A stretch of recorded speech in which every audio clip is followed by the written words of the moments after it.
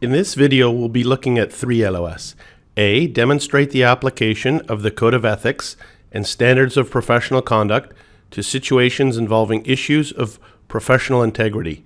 B. Distinguish between conduct that conforms to the Code and Standards and conduct that violates the Code and Standards. And finally, C. Recommend practices and procedures designed to prevent violations of the Code of Ethics and Standards of Professional Conduct. Standard 1, Professionalism. Substandard A, Knowledge of the Law. Standard 1A, Knowledge of the Law. Members and candidates must understand and comply with all applicable laws, rules, and regulations, including the CFA Institute Code of Ethics and Standards of Professional Conduct, of any government, regulatory organization, licensing agency, or professional association governing their professional activities.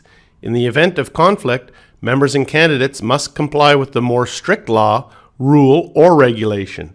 Members and candidates must not knowingly participate or assist in and must disassociate from any violation of such laws, rules, or regulations.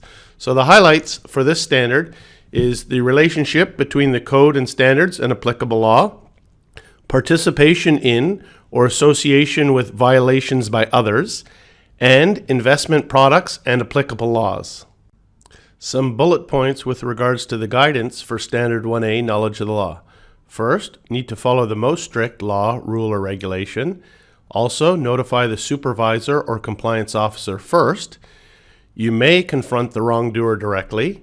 Disassociate if necessary.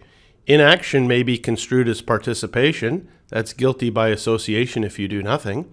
And finally, no requirement to report violations to governmental authorities, but this may be appropriate in certain cases. Some bullet points with regards to recommended procedures for Standard 1A, Knowledge of the Law. Keep informed. Regularly review written compliance procedures. Maintain files. Seek compliance legal advice as needed. And finally, encourage firms to adopt Code of Ethics.